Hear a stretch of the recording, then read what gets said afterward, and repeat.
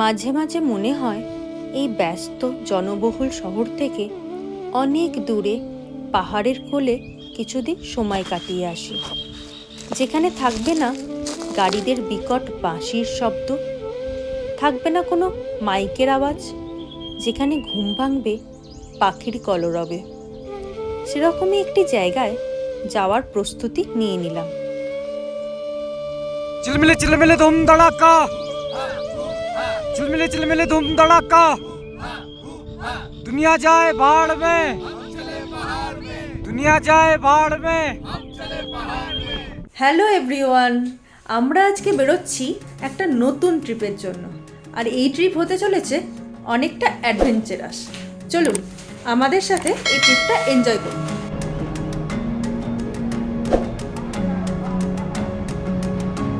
Gaya station থেকে Mahabodhi train ধরে প্রথমে আমরা পৌঁছাবো নিউ দিল্লি। ওখান থেকে দেরাদুন শতাব্দীর ট্রেন ধরে পৌঁছাবো দেরাদুন। আমরা মহাবোধি এক্সপ্রেসে উঠে গেছি। গয়া থেকে দুপুর 2টোয় ছাড়ে। আর আমাদের সাথে আছে কে কে। হ্যালো হ্যালো, রবিকান্ত তিওয়ারি, আমাদের রবিদা। দাদা যাচ্ছে আমাদের সাথে, দেখা যাক কত দূর পর্যন্ত যায়।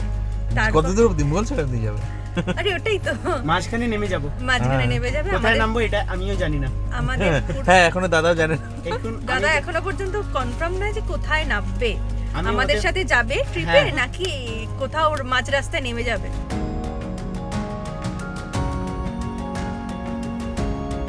ঠিক ভোর 4টের সময় মহাবোধি ট্রেন পৌঁছে গেল নিউ দিল্লি রেলওয়ে স্টেশনে। এখানে আমরা ওয়েটিং রুমে 2 ঘন্টা ওয়েট করে বেরিয়ে পড়লাম দেরাদুন শতাব্দী ট্রেন ধরার জন্য।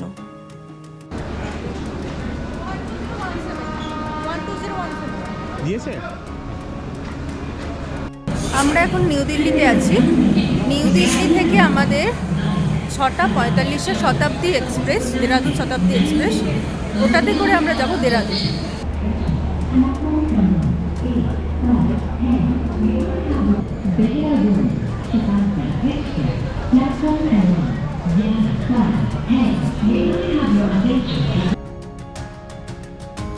আমাদের 3 মূর্তির 3 নম্বর জন শালকাদি জয়েন করলো নিউ দিল্লি থেকে।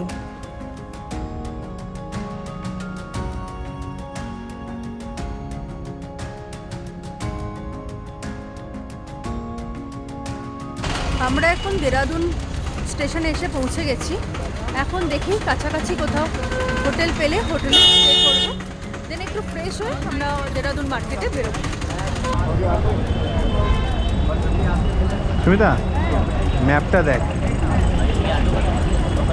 দুপুর 1টার দিকে দেরাদুনে পৌঁছে একটি অটো করে পৌঁছালাম প্রিন্স চকে। আগে থেকে হোটেল বুক করা ছিল না, তবে একটু খোঁজাখুঁজি করে পেয়ে গেলাম একটি ঠিকঠাক হোটেল। আমরা হোটেল সিদ্ধার্থে যে রুমটা নিয়েছি সেটা ট্যুর দিয়ে দিই।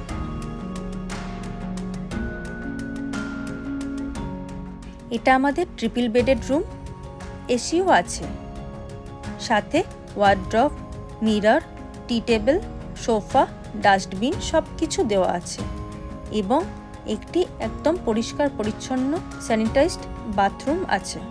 3 জনের জন্য এই রুমটা 1,500 টাকা দিয়ে বুক করলাম।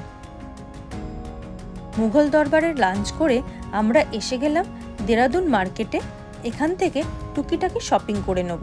তুমি কি কি নেবে দেখে নাও, সেটা দোকান ঢুকে ফটাফট। লাঞ্চ কমপ্লিট করে আমরা এখন এসেছি দেরাদুনের একটি মার্কেটে, যেখান থেকে আমরা টুকিটাকি কিছু কেনাকাটি করে নেব। কালকে ট্রেকের কিছু জিনিসপত্র আছে, সেগুলো কেনাকাটি করে নিই। এখন এসেছি আমরা একটা টুপি কিনতে, অভিক টুপি কিনবে। দেখুন কেমন লাগছে। হ্যাঁ, ভালো লাগছে।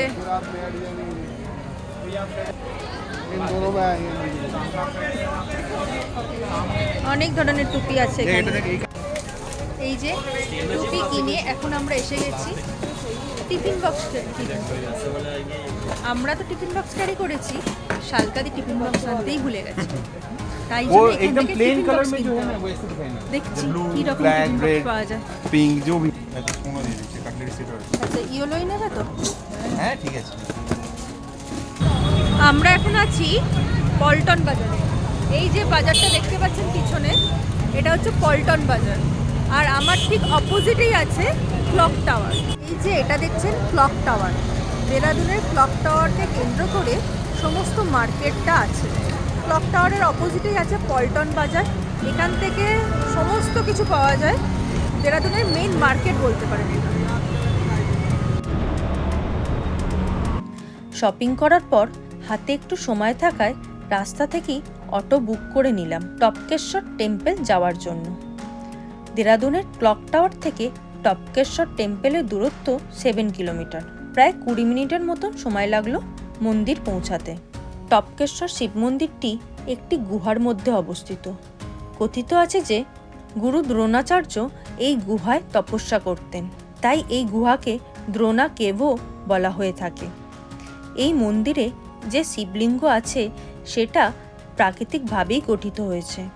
তাছাড়া এই গুহার পাথরের গা দিয়ে ফোঁটা ফোঁটা করে জল পড়তে থাকে। এখানে একটি উষ্ণ প্রস্রবণও আছে। গতকাল এত টায়ার্ড ছিলাম, আমরা এসে শুয়ে গিয়েছিলাম। সকালে ব্লগটা এন্ড করছি। নেক্সট ব্লগে আসছে আমরা কিভাবে জার্নি শুরু করব, কিভাবে ট্রেকিং করছি সেটা নিয়ে আমরা আসছি নেক্সট ব্লগে।